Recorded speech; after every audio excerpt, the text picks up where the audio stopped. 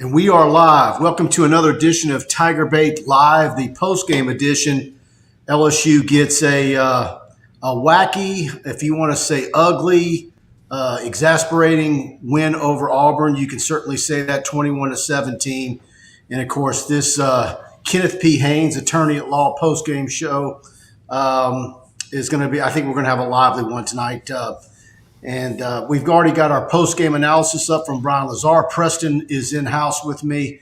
And, look, it was ugly. I guess the best news early on, a big scare, Sevyn Banks goes down and then get a targeting penalty. But he was conscious, had all use of his limbs, and he was discharged from the hospital. He's going to be on the team plane back to LSU with his teammates. And but this game had a little bit of everything, but obviously the offense and the defense at times really came. How they found a way in the second half, which is kind of reminiscent of the Mississippi State win. I think Brian Kelly likes that, but Jaden Daniels holding on to the ball too long, not letting it fly. I would love to know what he was telling Kayshon Boutte on the sideline and what was going through Kayshon Boutte's mind while he's listening to it. For the first time tonight, pretty well early on, I started thinking that it was time to get a look at Nussmeier. And I kept thinking one more drive if they falter, put him in there. But look, it is what it is, and you take these wins any way you can in the SEC. So let's bring in Preston Guy and get his thoughts. Yeah, I mean, like you were saying, it was just anemic offensively at first. And I don't know what it is about this Denbrock offense. I'm going to put a lot of this on him because that offense picks up. It has some giddy up when you need it. Those 2-minute drives, they've been fantastic. You're down 2 scores, they've been great. But when you really don't need it, it's just anemic. It's slow. It's not a coincidence. They've played 3 Power 5 opponents, and in all 3 games, the first half has been pitiful. They just wait until they're down, and they absolutely need to call the offense as aggressively as you need to.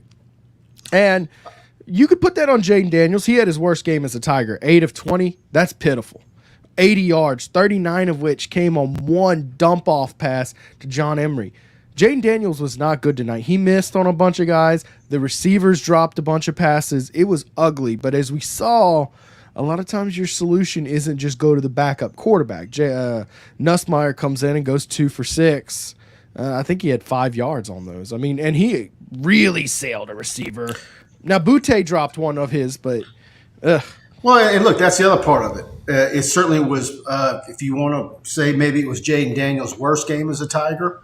But at the same time, I don't think the receivers did him any favors. John Emery has some good looks, and then he puts the ball on the ground. Like I said, it was just hold on. The number of penalties in this game for LSU.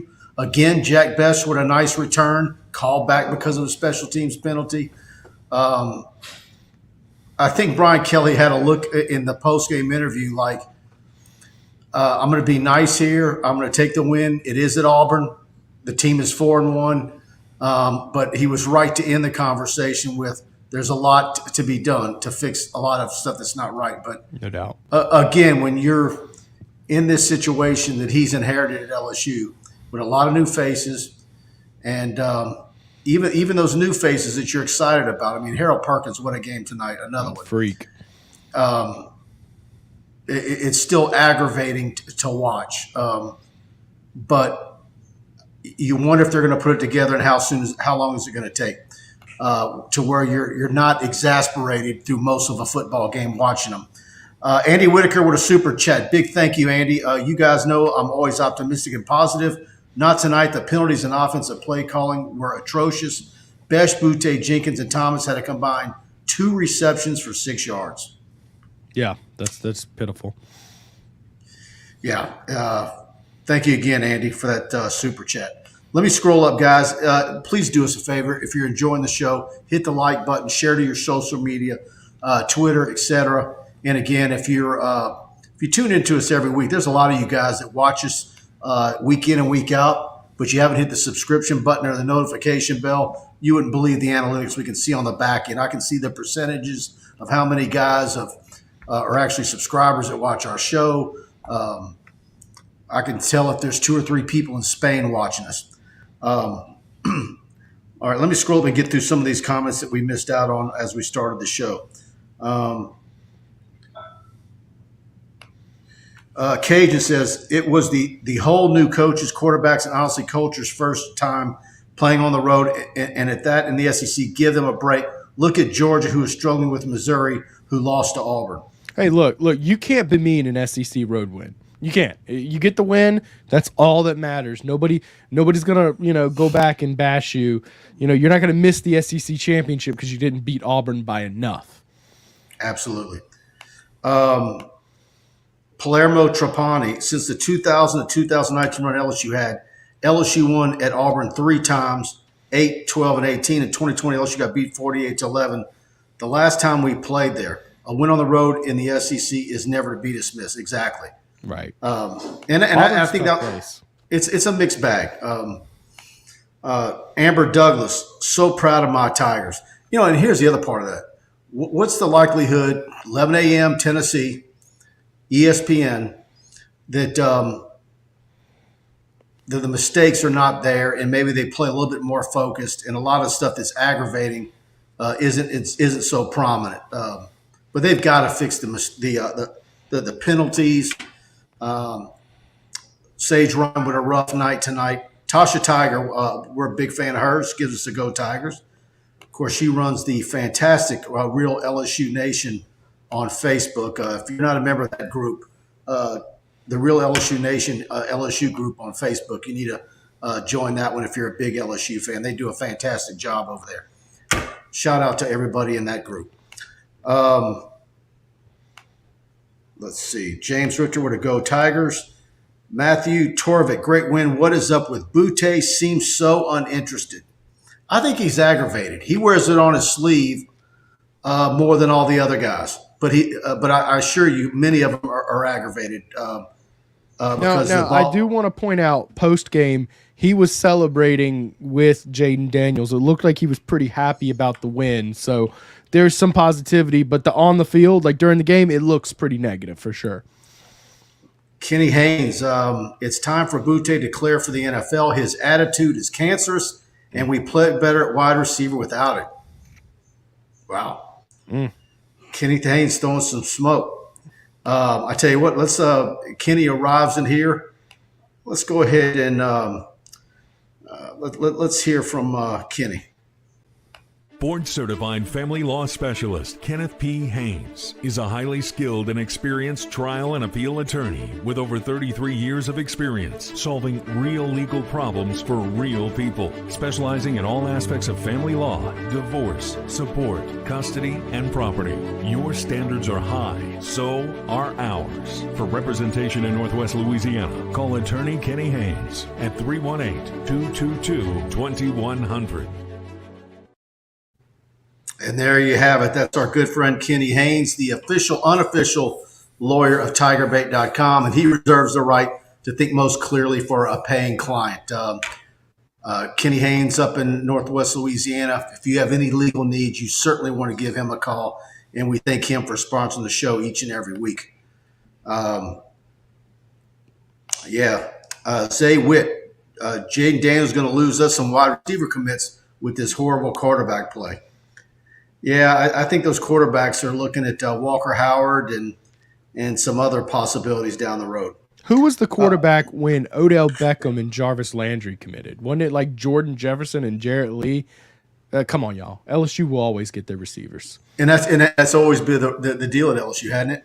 Yeah, I mean, come on. That's LSU's been loaded wide receiver every year despite having most years mediocre quarterback. If you go to the NFL and take a receiving core and just pick LSU receivers, you've got the best receiving core in the country. Absolutely. Chance Babin, to be honest, Coy Moore played good except the interception and getting honey badgered. Well, he actually only caught 4 of 9 targets. And really cost him the game. I thought it was funny. I tweeted out after the game. He said he was LSU's best receiver last season. Well, I definitely have to agree with him. Tonight, he was the difference for LSU. Without Coy Moore, LSU does not win this game. So kudos to LSU's best game changer, Coy Moore. Great job. Zay Witt, no one has confidence in Jaden to get them the ball. Anthony Stover, Daniels does fine. Receivers drop more than caught. Andy Whitaker, the win is great. This team is resilient, but we were trending up until this game. Fixable issues showed themselves again, and that's disappointing to see. No doubt. The defensive backfield play was probably my biggest disappointment tonight.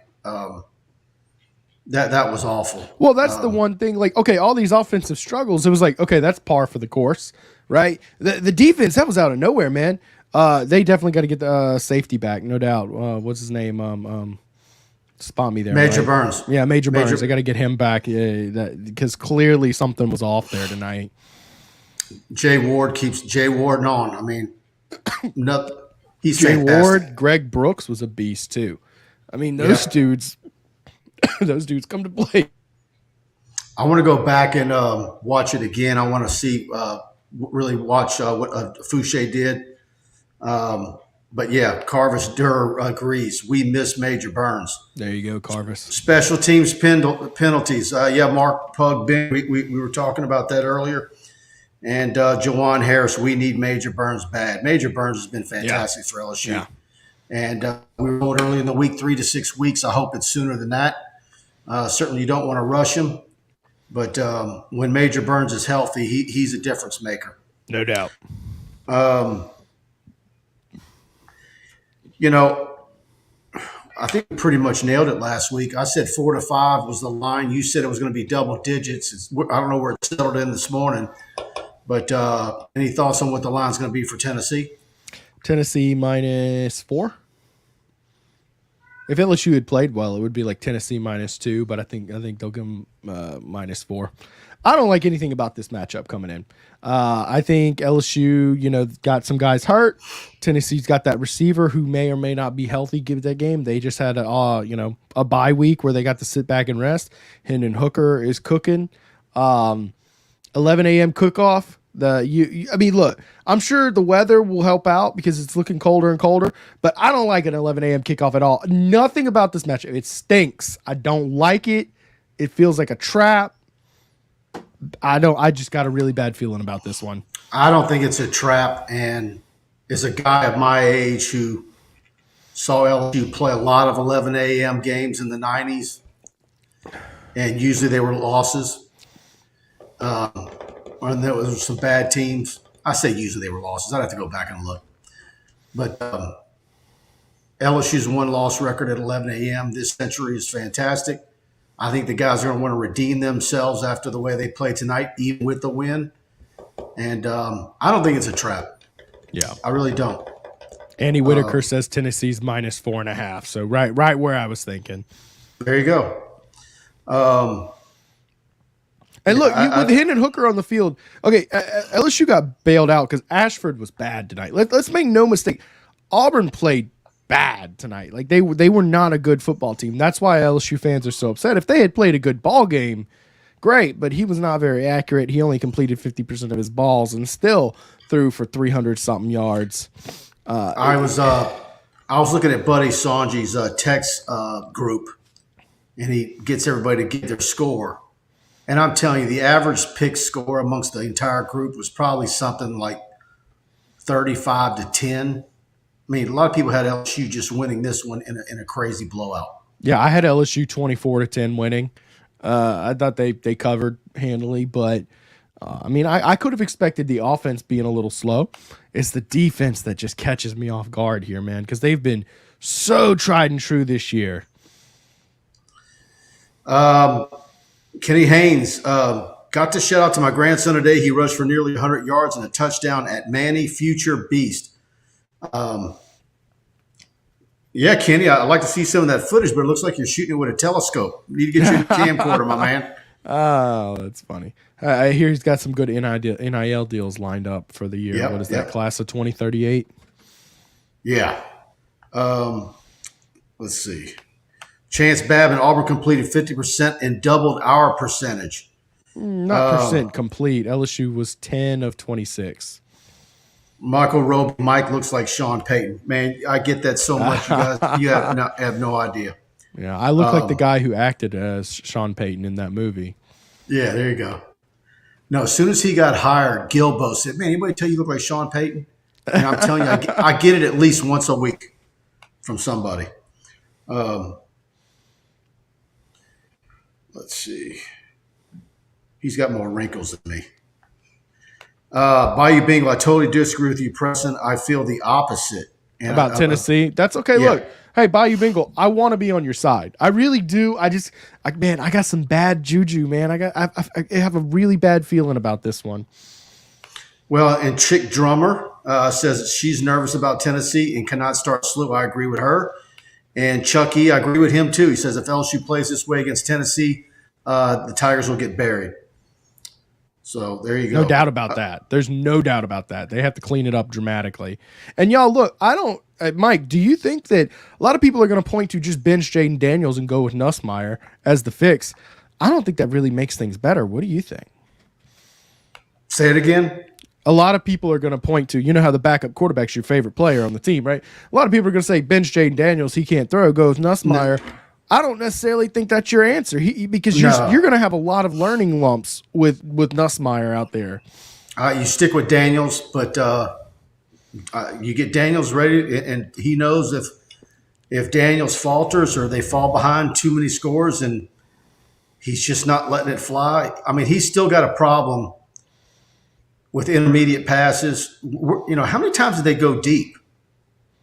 Not many, but intermediate they did. Yeah, but did they didn't go for a deep ball tonight, not did really. they? No, not really. Well, and Brian Kelly got in Jaden Daniels' face about it. He does not like taking those shots. That's why he hadn't thrown an interception this year. But there was an open guy downfield, and Jaden Daniels just was too passive. He looked him down and ran out. He's got those legs. It's an insurance policy. He just wants to cash that check on every play.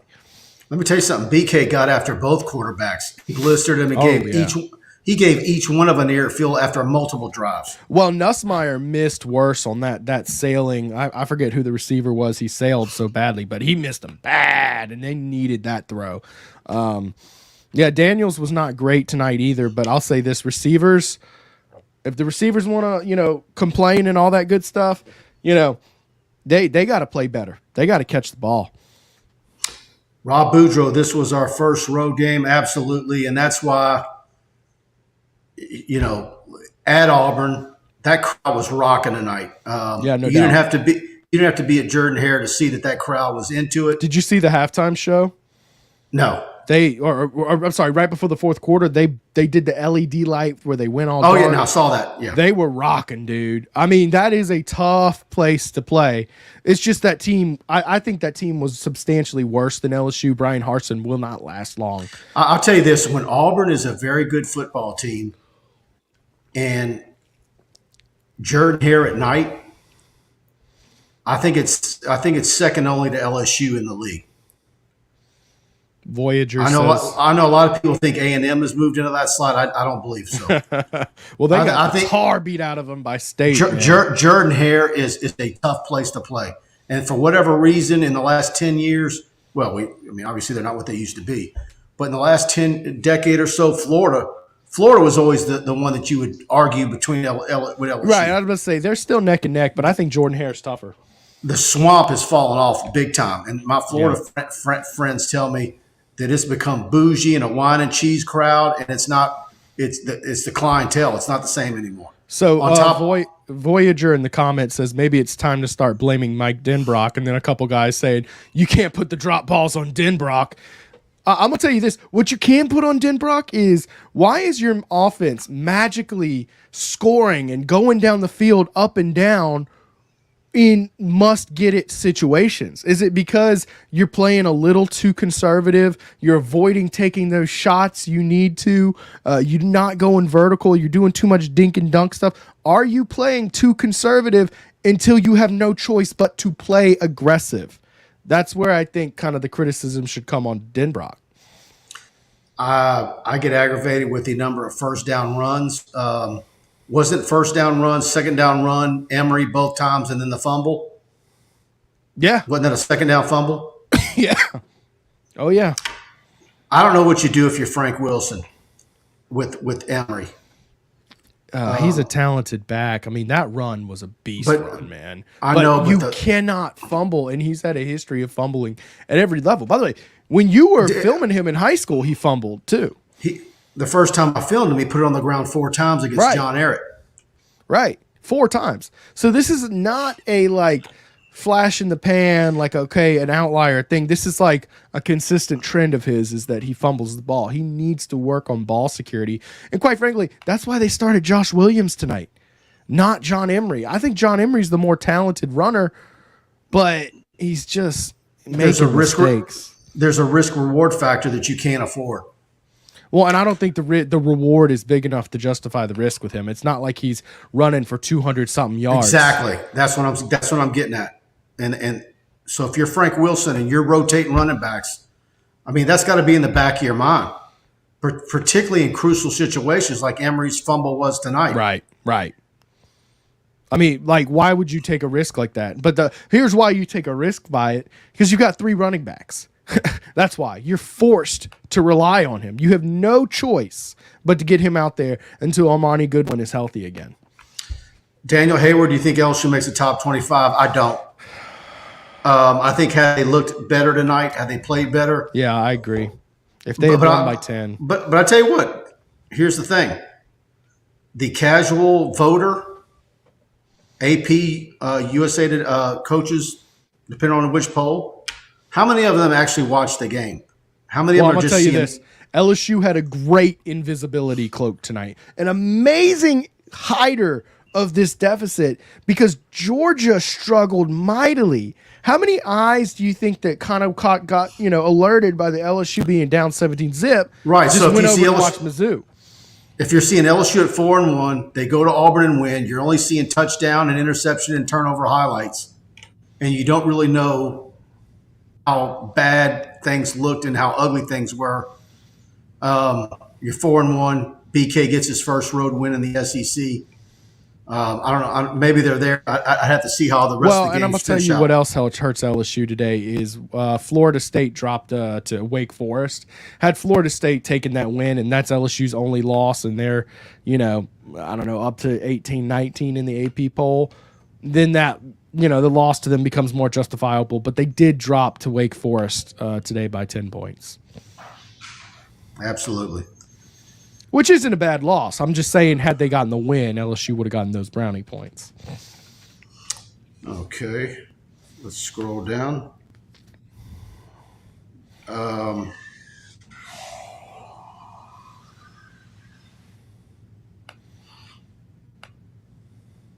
Clyde Romero, Preston, do you think will Jaden Daniels survive the SEC schedule? He's starting, already nicked up every week.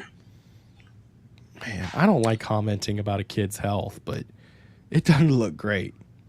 I think he's tough. He's tough. He's just he's getting the hell beat out of him. I think he's a gamer. I'm not worried about him. Look, the more you get hit, the more chances you're taking. Absolutely.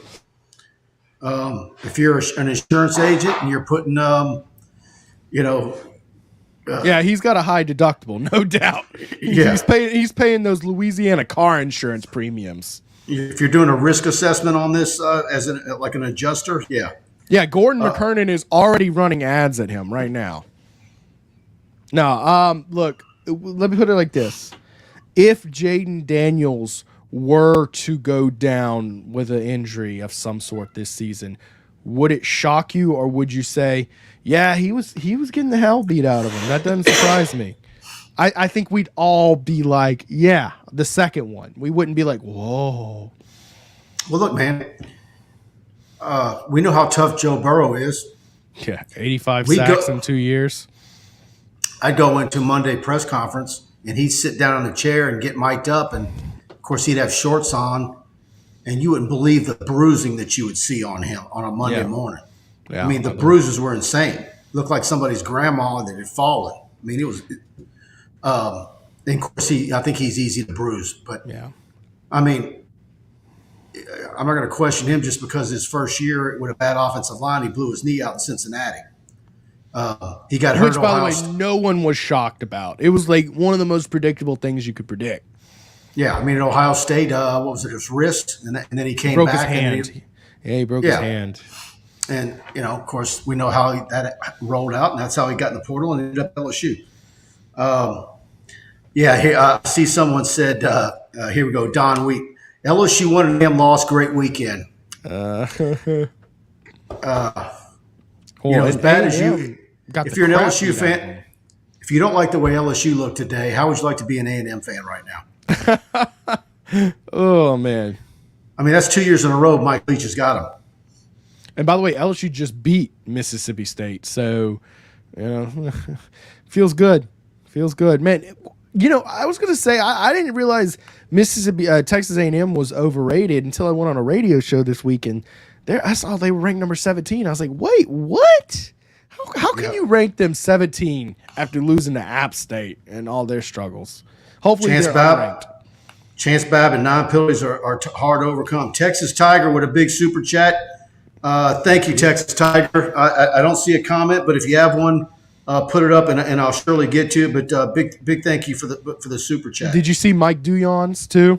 I'm getting it right now. Mike Duyon, thank you as well for the super chat. Both of you guys, no comment, but we appreciate you guys supporting the show. Oh yeah. Absolutely. Texas Tiger has been a long time TigerBait subscriber and out in Texas.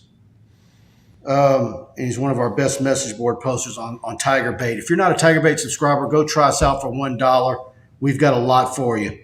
Michael Duyon, here he is. The offensive line played the best game they played all year. Wideouts were open, but Daniels seemed scared to let it rip. Any chance we see Nuss against Tennessee?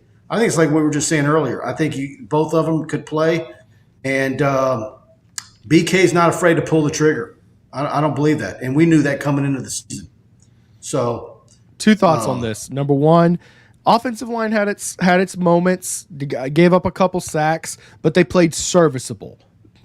There's no doubt about that. They were serviceable, and you got a lot of young kids, and I keep on telling you, you got young kids out there, take your freaking lumps, and you were missing Dellinger tonight. Number 2, on Tennessee with Nussmeier, we got to figure out how healthy is Jaden Daniels' knee, because if he's a half step slower, how much of a weapon is he? Well, he's going to be sore.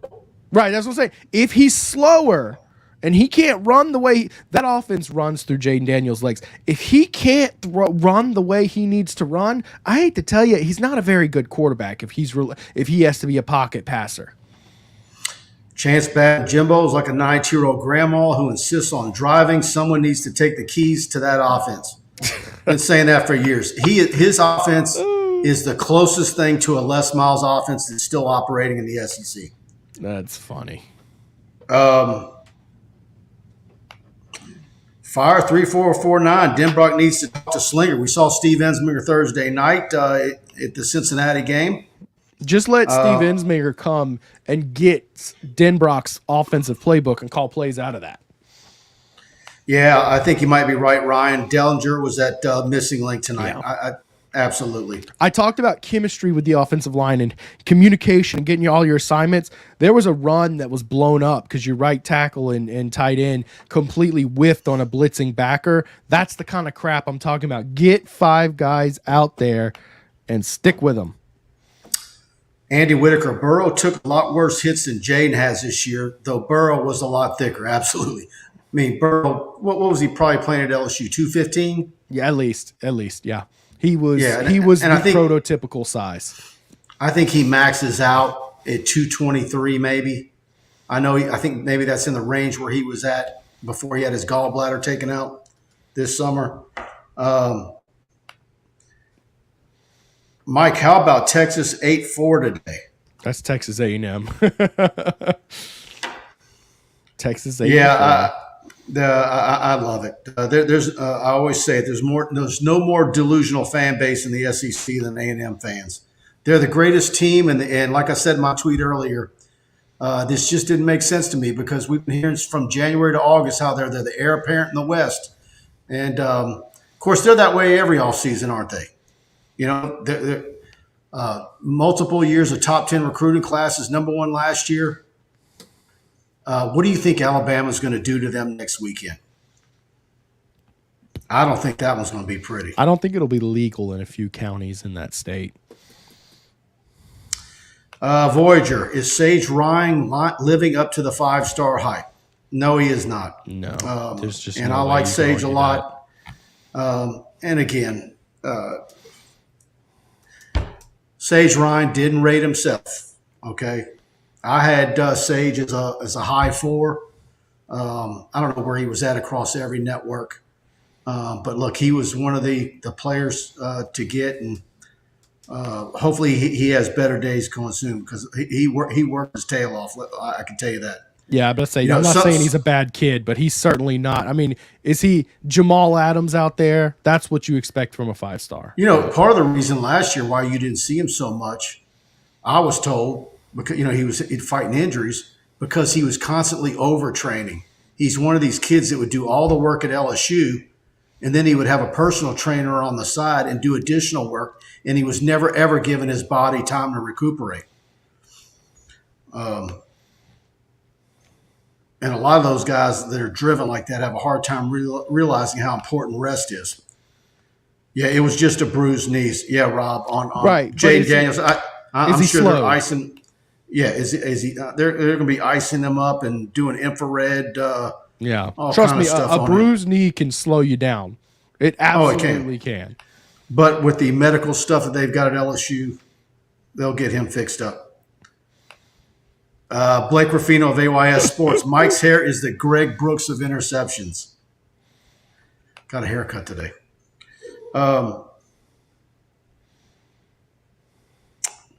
Aaron Adams, you have to factor in all the teams. Yeah.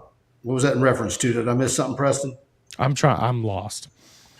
Yeah, I'm zigzagging back and forth, guys. Can I just throw something out there? I have on my notes, we've pretty much touched on all of them. The refs tonight. How ticky-tack were the refs tonight? 18 penalties. Man, you got to be playing a dirty game if there's actually 18 penalties. But I did notice a few missed calls, but a few of those calls, keep those flags in your pocket. Sage Ryan, although he didn't play amazing tonight, he definitely wasn't doing defensive holding on that 4th down long call where it was an interception they called off. And how do you call targeting on 7 Banks on a play where he's carried off on a stretcher? Man, just a lot of brutal calls tonight, I felt. You got to let the kids play. Yeah, LSU had 10 penalties for 96 yards, and Auburn had 8 for 80. So, yeah, 8 for 80 is just as awful. 176. That's within 100 yards of LSU's offense. Auburn put the ball on the ground 6 times. Unbelievable. Lost 2. Well, I think a couple of them were like center things where the center just overshot him or whatever. But yeah, one of them was a muffed punt, a little bit of Brian Polian luck going back his way. Both teams were almost identical on 3rd down. LSU 5 of 15, Auburn 6 of 15.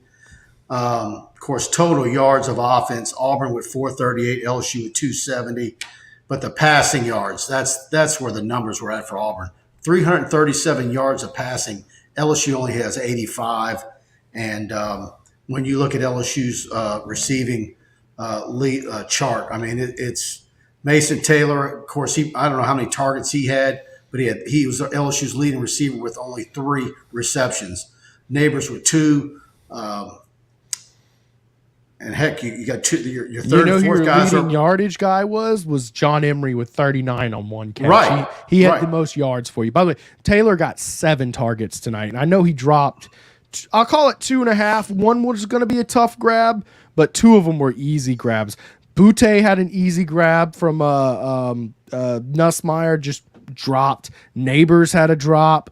Man, it was a rough night catching the ball. Butte was only targeted twice. Yeah. Besh once. And your third and fourth leading receivers were 2 running backs. Unbelievable. That's not good at all. Well, I mean, you have 10 completions. 10 for 26. That is, I haven't seen anything like. I think the whole Ed Ogeron era, we never saw anything like that. Jawan Hearns could have used Dwight McLaughlin tonight. He's been balling at Arkansas. Yeah, but there was. Well, would you rather have Dwight McLaughlin or Greg Brooks? Yeah, well, McLaughlin, there's a reason why he's not at LSU. You know?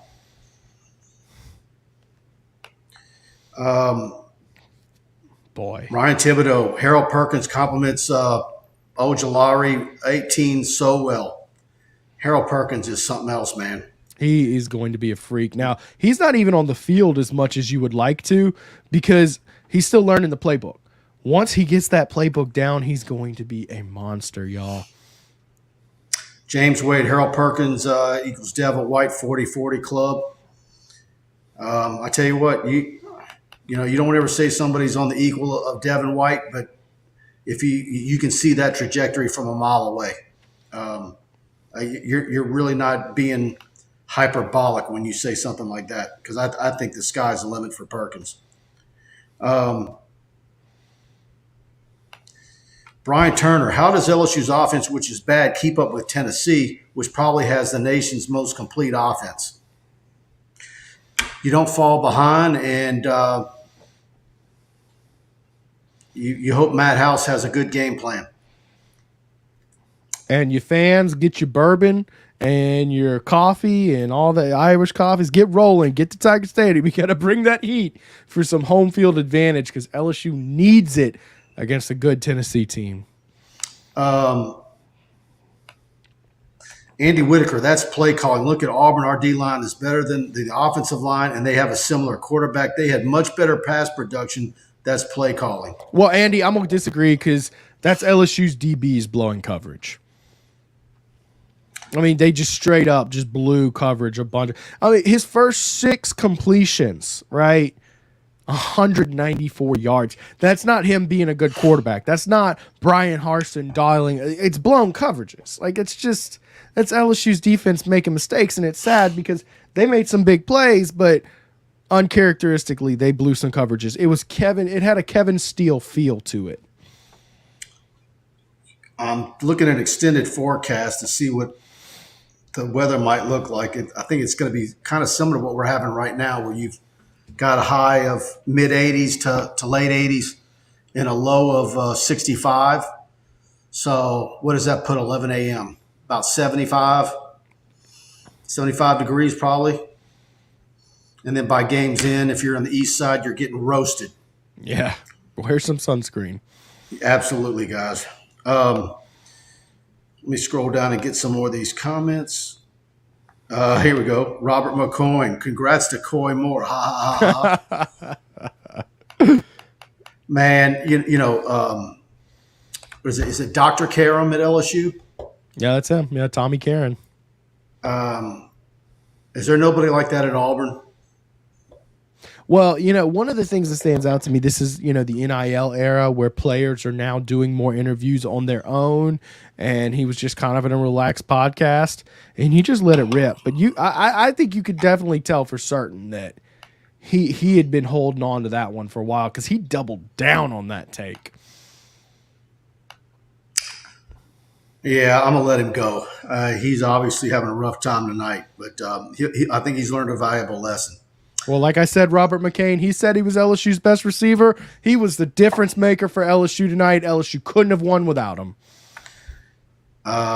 James Wade wasn't pleased with the win, but I'll take any SEC road win like Georgia did tonight in Missouri. Hey, right. So that's a final now? What was it? Yeah, that was final. Georgia won 26-22, yeah. The thicker kicker was putting him in there, but Missouri got to punch in touchdowns instead of field goals. Brian Smith, to you guys, I only think that Walker Howard wouldn't have done better than 8 of 20 for 80 yards. Boy, we're throwing out some messy comments tonight, Brian. Look, you want to redshirt Walker Howard.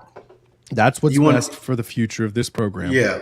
You don't throw him in there this year to maybe what would that maybe do for you? Do you think Walker Howard right now as a true freshman, 18 years old, is good enough to win LSU a championship? This LSU team, this is not a championship LSU team. Just settle down. And what would he do for you? Does he maybe give you one more win than you would win without him? Or would you probably be the same? Or might it even be worse? You're going to have your learning curves with him.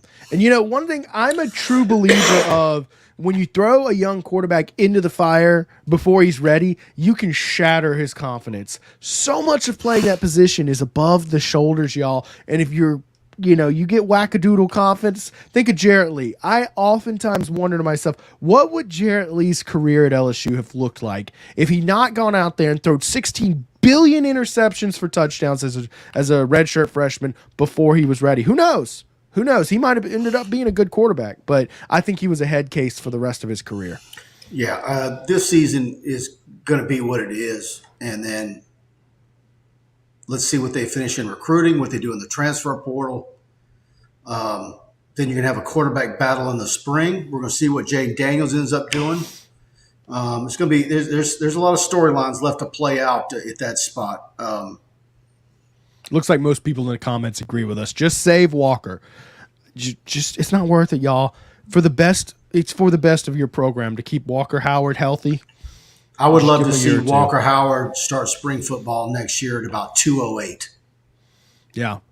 People are talking about Jaden Daniels getting hurt. I mean, Walker Howard's lighter than Jaden. Not necessarily pounds, but just frame-wise. He hasn't filled out his frame. Yeah. Dylan Bagby would have commented similar to one we had earlier in the show. LSU will lose these key wide receiver recruits if continue to lack a passing game. Dylan, that has never hurt LSU. And how many years in the last 20 have we seen LSU with awful quarterback play, the inability to throw it deep down the field, have a very good passing game, yet year in and year out, LSU signs some of the best wide receivers in the nation. And like Preston said earlier, if you just create your starting NFL starting lineup with only wide receivers from LSU, you've got the best wide receivers in the NFL. Look, I'm going to mention this stat one time and one time only, and that'll be it, okay?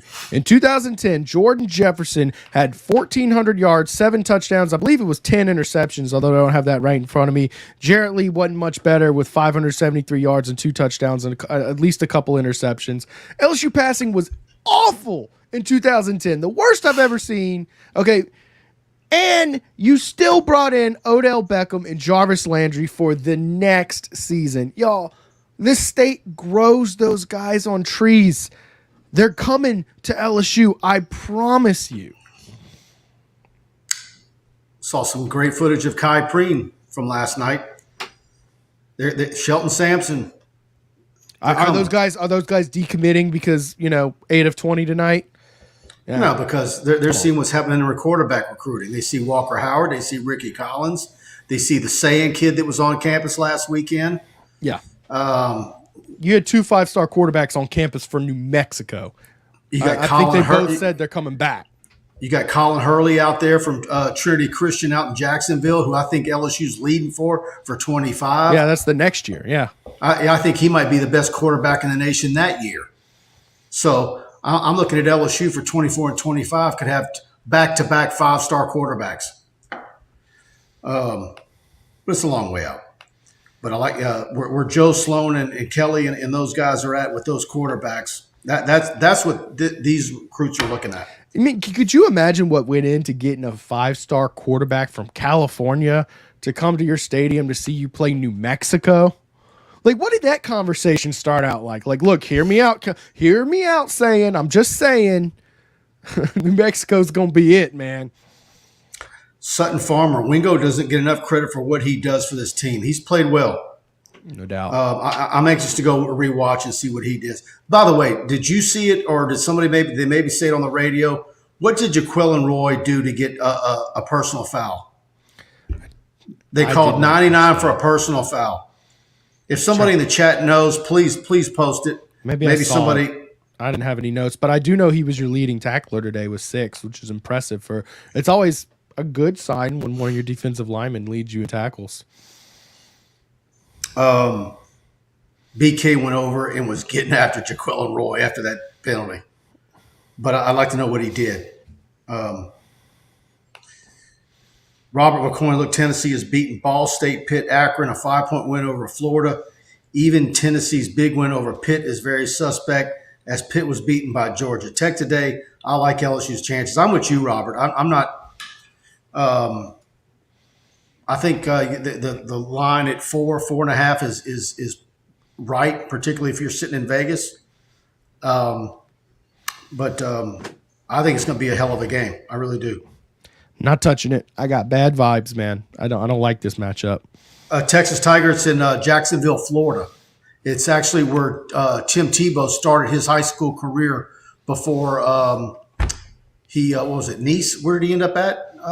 What was the high school where it was where Tebow started his high? Yeah, Tim Tebow finished at a different school, but he started at the same school that Hurley's at now. Man, we're going back almost 20 years. Yeah, Brian Turner says Texas Tiger, Jacksonville, Florida. It's a powerhouse and a D1 factory. American Patriot said he shoulder checked the player. Okay, I didn't see it. Greg Mathern. Yeah, he was talking about that comment. Please, please, please bench Jaden Daniels. I don't look, guys. We saw when Nussmeier got in there, benching your quarterback didn't magically fix your problems. And Nussmeier isn't ready yet. I mean, I think that's pretty clear to me in the action we've seen him in. Thanks, Brian Turner. Yeah, it was Nice High School. Yeah, Nice is the school he graduated from.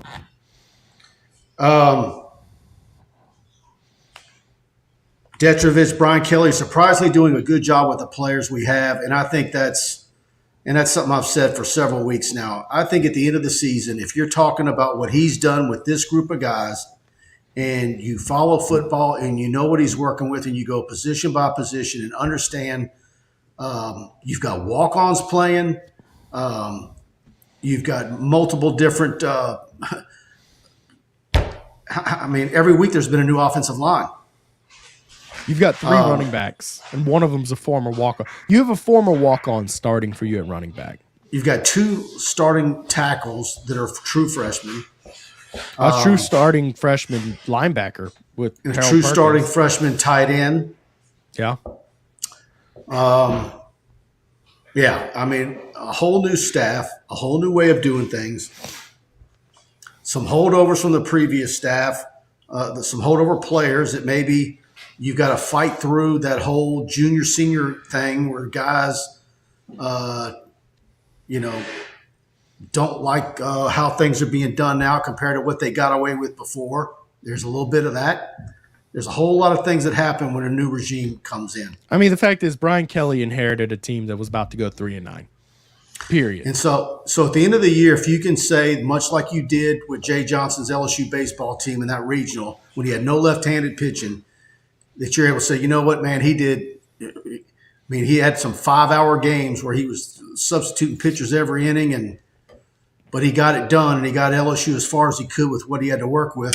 I think you're probably going to say the same thing about Brian Kelly.